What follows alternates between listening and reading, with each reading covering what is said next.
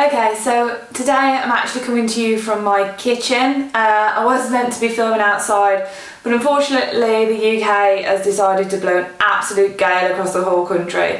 So I literally cannot hear anything through the mic, so apologies for that. We're going to be speaking today about the squat movement and why it's important to us as a rider. So, contrary to popular belief, the squat is actually not just a leg movement, it's a full body movement. So it's not only great for our leg muscles but also great for our core. Both our legs and our core are hugely important to our performance in the saddle. Also brilliant for helping with our hip mobility. In my experience, riders tend to get super tight hips, which can cause a lot of positional faults. Also our mobility in our thoracic spine, which limits our ability to move our upper body freely. So in this video I'm just going to go over the actual squat movement, not necessarily the squat exercise. It's really important to learn the movement pattern before we start to add any weight or make the squat much more difficult. I've seen it done wrong so many times in the gym, and which can potentially cause really serious injury to us, which obviously we don't want. So I would recommend learning that movement pattern really strictly before you start to make the movements any harder. So the squat is actually quite a complicated movement, so I'm going to start from the bottom and work our way upwards with what we should be expecting the movement to look and feel like. So the first thing we're going to think about is our feet. So I tend to have my feet about hip distance apart. It can vary from person to person depending on your body shape. However, I think hip distance apart is quite a good place to start. Our toes should be slightly turned out. This is just personal preference. If they're too far out, I feel like it's a bit too heavy on my hips. If they're too far in, we risk caving our knees in, which is definitely not good for us. So I would have our toes pointed ever so slightly out to the side. So the movement going upwards is going to be initiated by our hips and our knees at the same time. So a common thing that I tend to see is people will either lead with their knees or lead with their hips, which causes two different very big positional faults. So I'm going to turn to the side and show you what I mean by this.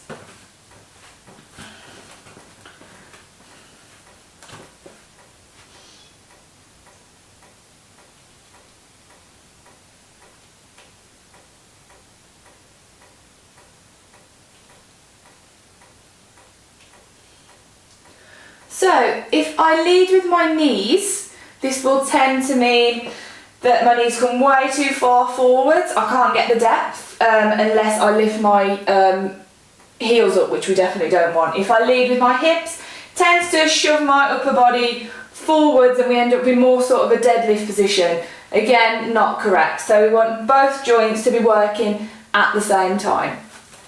Whilst we're on the point of our knees, we want our knees to track and follow our toes.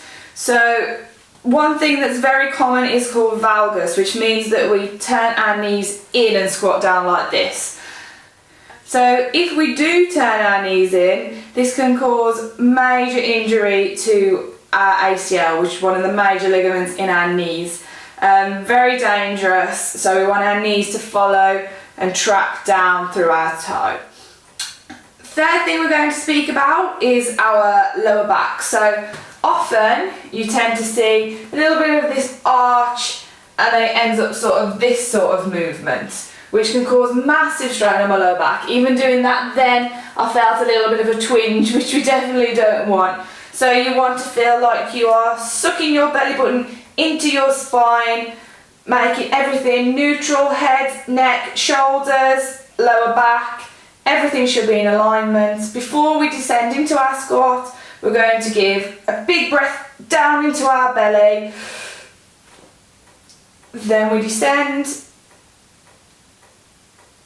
back up, release the breath, release the tension, then reset before our next breath. The next thing we're going to speak about is our upper body. So as you can see, my upper body is quite upright when I squat. If you find that your upper body wants to tip forwards, then this can be a mobility issue. Actually, it can be a mobility issue in anything from our ankle to our knee to our hips to our lower back. So if you find your upper body tipping forwards, just lessen the depth that you squat down to until you feel like you're more comfortable and you can stay more upright as you go lower. Okay, so I'm just going to summarise 4 key points that we want to remember when we do our squat. Number 1, feet about hip distance apart, they stay stuck to the floor, we don't want those heels lifting up. Number 2, we want our hips and our knees to bend simultaneously so that we don't have one leading the other. Number 3, we want a nice big breath in, big brace, big core tighten before we descend into our squat, and we reset that every time before we descend. Number 4, we want our upper body to stay nice and upright. If it's tipping forwards, lessen the depth of our squat and make sure that we're comfortable with that upper body before we go any lower. Okay guys, so like I said, please make sure that you practice that squat movement before you make the movements any harder. It's really important from a point of performance and for a point of preventing injury.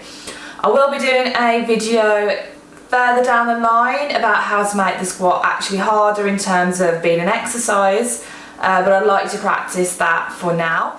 I did forget to mention in my last video, I do also have an Instagram, which is horsepowers&c. I tend to post on that a little bit more regularly, as well as personal things, a little bit about nutrition, a little bit about mindset. So if you do enjoy the videos on here, please go and check that out as well.